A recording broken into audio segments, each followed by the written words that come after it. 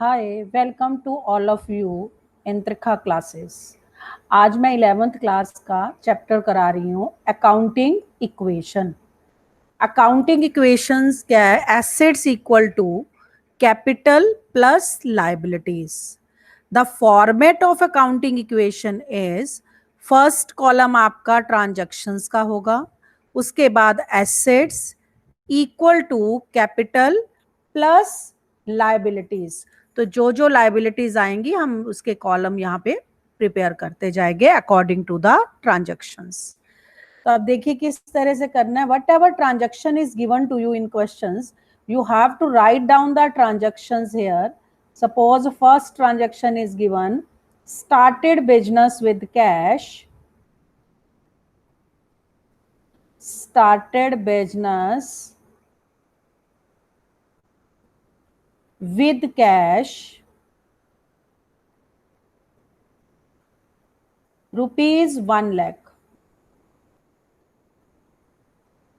ठीक है, तो पहले ट्रांजैक्शंस को रीड करना है और क्लियर करना है कि ट्रांजैक्शंस में क्या गिवन है।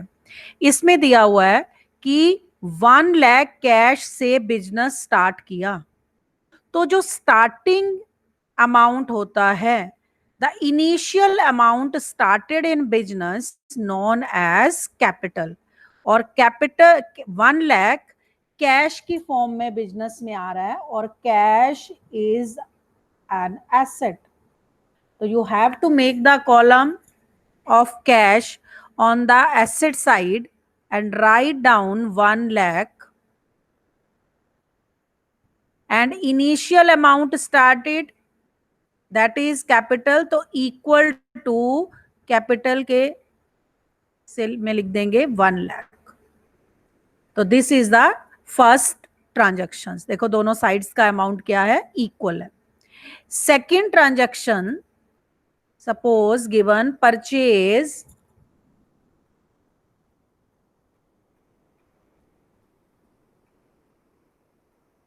goods for rupees 10,000।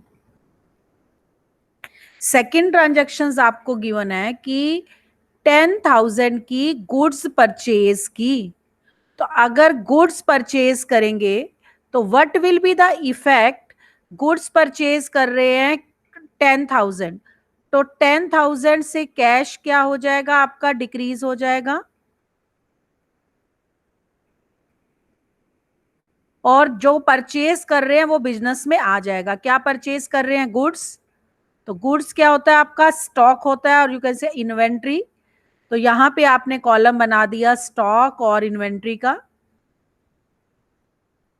और उसमें आपने यहां प्लस कर दिया कितना? 10,000। This is the effect. Goods purchase कर रहे हैं, बिजनेस में गुड्स आ रही हैं, तो गुड्स स्टॉक क्या है आपकी? एसेट है। तो एसेट साइड में आपने स्टॉक का कॉलम बनाया, उसमें 10,000 लिख दिया। अब गुड्स अगर परचेज कर रहे हैं तो 10,000 आपने दे दिया, तो बिजनेस का कैश 10,000 से क्या हो गया? डिक्रीज हो गया। तो इन्हीं दो के ऊपर इफेक्ट आएगा इस ट्रांजेक्शन का। तो हमने इफेक्ट कर लिया, और कैपिटल के ऊपर कोई इफेक्ट नहीं है। उसके बाद आप क्या करेंगे? इफेक्ट कैलकुलेट करने के बाद you have to draw the line. Line draw करेंगे और यहां पर न्यू इक्वेशन बनाएंगे कि after the second transaction what will be the new equation.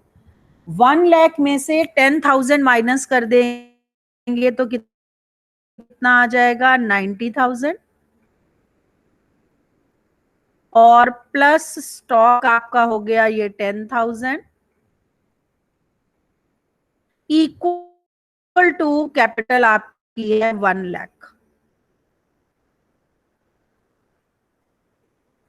Second transaction देखो, दोनों साइड्स को अगर इक्वल करते हो तो ये देखो लिखा हुआ ना, assets equal to capital plus liabilities. तो 90,000 प्लस 10,000 1 लाख, और लाइबिलिटीज कैपिटल भी कितनी है? 1 लाख है। दोनों साइड्स क्या है? इक्वल है, इसीलिए इसे कहते हैं equation. Then the next maybe transaction is given to you, purchase goods, purchased goods from Ram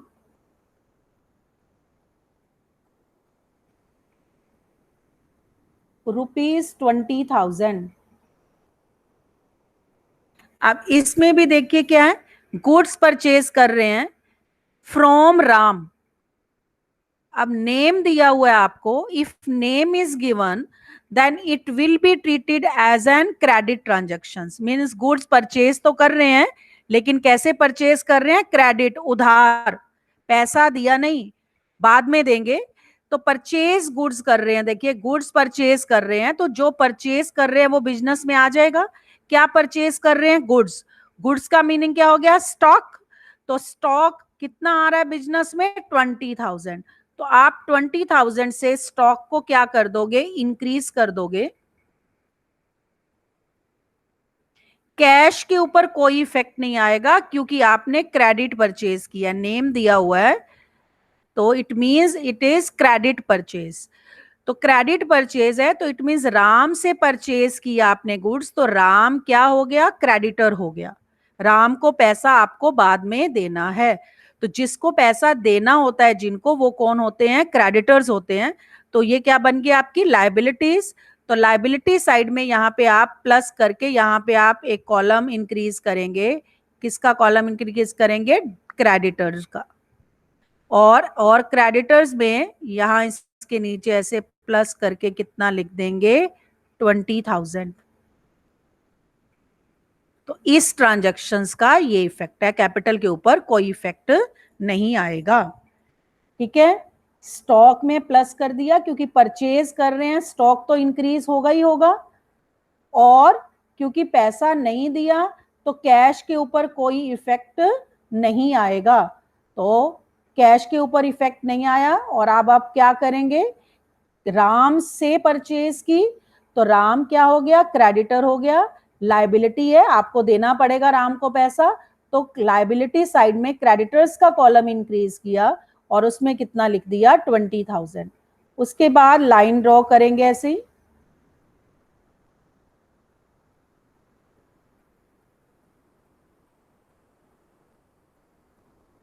और न्यू इक्वेशन बना देंगे। अगेन न्यू इक्वेशन, देखिए कैश कितना है, 90,000 ही है, प्लस स्टॉक कितना हो गया आपका, 30,000 हो गया। पहले 10,000 था, 20,000 और इंक्रीज हो गया। कैपिटल विल रिमेन सेम, कोई चेंज नहीं है, 1 लाख। और क्रेडिटर्स आपके कितने हो गए, 20,000 हो गए। तो ये आपकी क्या बन गई, न्यू इक्वेशन बन गई। 90,000 cash, stock 30,000, capital 1 lakh and creditors 20,000। देखो दोनों साइड्स का टोटल अगर आप चेक करें तो 1,20,000 और 1,20,000 दोनों साइड्स क्या हैं, इक्वल हैं। अब सपोज आपका ये पेज फिल हो गया और आपको आगे नेक्स्ट पेज पे लेके जाना है, तो नेक्स्ट पेज पे हम क्या करेंगे, again you have to draw the format. आप फॉर्मेट ड्रॉ करेंगे,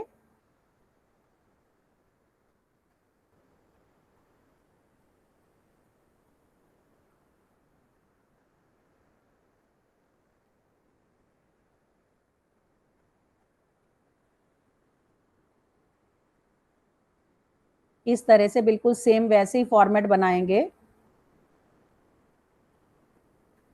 एसेट्स,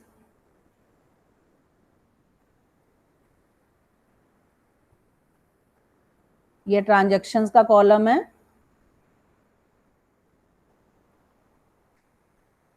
और यहाँ पे आपने कौन कौन से कॉलम थे, लास्ट आपका कैश था, प्लस आपका क्या था, एक स्टॉक का कॉलम था, और लायबिलिटी साइड में आपकी थी कैपिटल, और प्लस आपने एक कॉलम बनाया था क्रेडिटर्स का। ठीक है, ये एसेट साइड, ये equal to capital plus liabilities. तो सबसे पहले पीछे का जो आपका बैलेंस है उसको आप यहां पे शिफ्ट करेंगे। देखिए ये जो लास्ट आपका अमाउंट था 90,000 cash, 30,000 stock, 1 lakh capital and 20,000 creditors. तो आप यहां पर 90,000 कैश 90,000 है एक बार, यस 90,000 कैश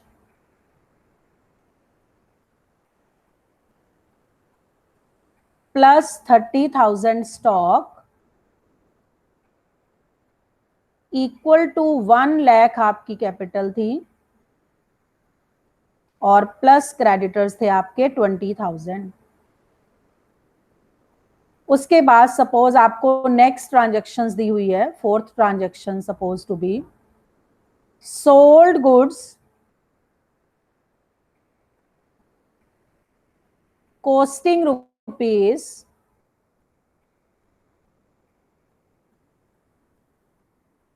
5,000 4 रुपीज 6,000। अब देखिए ट्रांजैक्शंस क्या दी है, सोल्ड गुड्स, गुड्स सोल्ड की हैं, सेल हो रही है किस गुड्स की,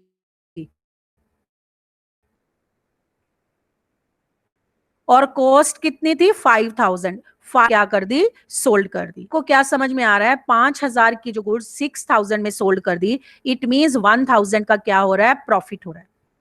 और सोल्ड कैसे कर रहे हैं, नहीं given, it means cash cell हो रही है।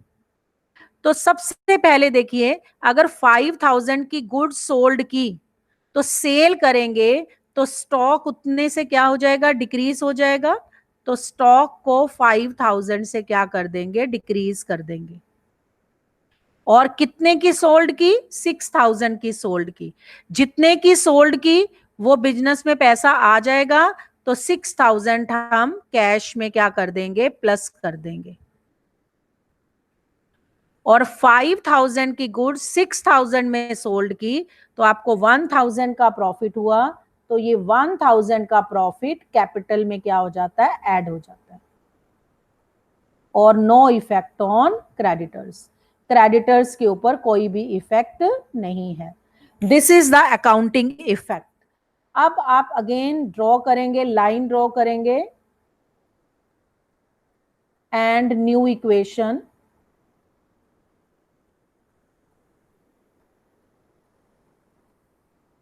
अब 90 में 6,000 प्लस कर दिए तो 96,000 आपका कैश हो गया, प्लस 30,000 में से 5,000 का स्टॉक सेल कर दिया तो स्टॉक डिक्रीज बाय 5,000, तो कितना हो जाएगा ये 25,000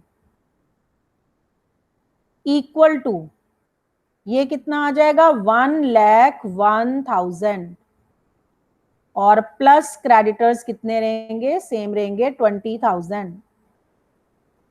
तो ये आपकी न्यू इक्वेशन बन गई। ठीक है, उसके बाद ऐसे ही सपोज आपको नेक्स्ट ट्रांजैक्शन दी है, मे बी नेक्स्ट ट्रांजैक्शन है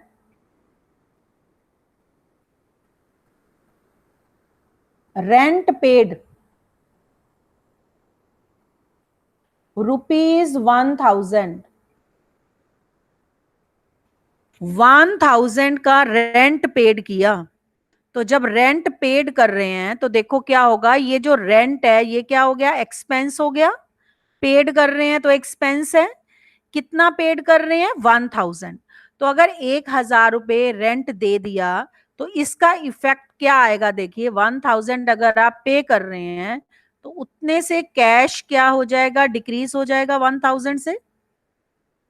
और रेंट क्या है, एक्सपेंस। जो एक्सपेंस होते हैं उसका इफेक्ट कैपिटल के ऊपर आता है, तो कैपिटल उतने से क्या हो जाएगी, डिक्रीज हो जाएगी 1,000 से। और बाकी किसी के ऊपर कोई भी इफेक्ट नहीं आएगा। रेंट पेड किया है, रेंट डिक्रीज हुआ, रेंट कैपिटल डिक्रीज हो गई और रेंट पेड कर रहे हैं 1000, तो 1000 से आपका कैश कम हो गया. Again you have to make the new equation.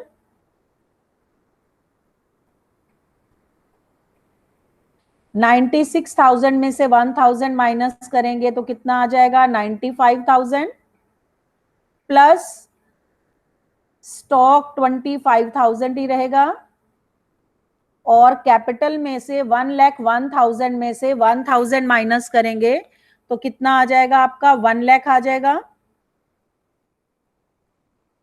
और प्लस क्रेडिटर्स आपके कितने हैं? 20,000.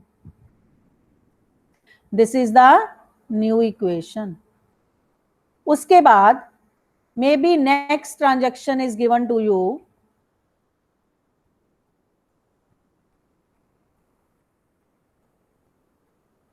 Paid rupees 19,500 to creditors in full settlement.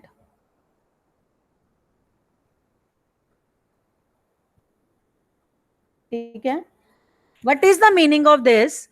कि आपने क्रेडिटर्स को पेड किया. कितना पेड किया? 19,500. 19,500 क्रेडिटर्स को पेड कर दिया in full settlement. Full settlement का मतलब यह है कि अब आपने क्रेडिटर्स को कुछ नहीं देना. मींस क्रेडिटर्स को 19,500 देके अकाउंट क्या कर दिया? क्लोज कर दिया. अब देखिए 19,000 पेड किया तो इसका इफेक्ट क्या होगा? 19,500 से आपकी का कैश कम हो जाएगा. स्टॉक के ऊपर कोई इफेक्ट नहीं आएगा,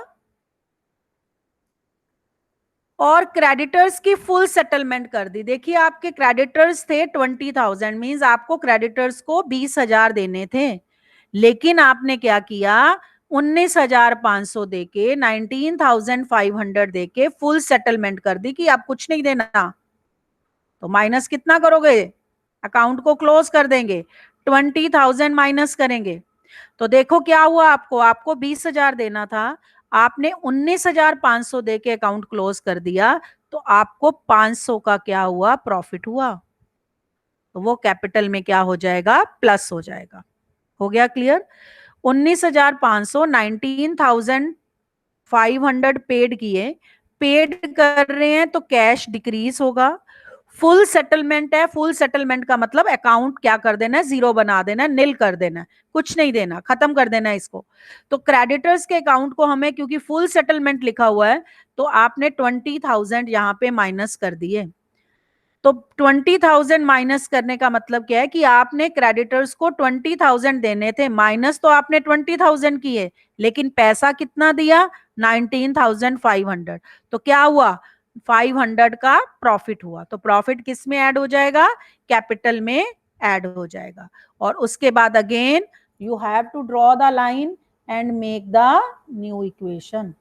तो आप न्यू इक्वेशन बना लेंगे. देखो इसमें से माइनस कीजिए, कितना आ गया? 0, 0, 5, कितना आ जाएगा? 5 और 8, 7, 75,500 प्लस करेंगे, ये 25,000 ही रहेगा स्टॉक, और इक्वल टू ये आपका हो जाएगा 1,05,000, और प्लस ये क्या हो गया? निल हो गया, क्योंकि फुल सेटलमेंट कर दिया, क्रेडिटर्स को खत्म कर दिया. तो this is the accounting equation, simple transactions, कि किस तरह से आपको अकाउंटिंग इक्वेशंस प्रिपेयर करनी है. तो क्लियर हो गया? तो नेक्स्ट क्लास में अब हम क्या करेंगे? और ट्रांजैक्शंस करेंगे कि किस तरह से, और डिफरेंट ट्रांजैक्शंस का किस तरह से इफेक्ट आएगा. There are so many questions. आपकी बुक में बहुत क्वेश्चंस है सिंपल, इससे रिलेटेड आप कर लेना. नेक्स्ट क्लास में मैं अलग एडजस्ट ट्रांजैक्शंस लेके उसके इफेक्ट को बताऊंगी कि what will be the effect on accounting transactions of the. ठीक है? तो थैंक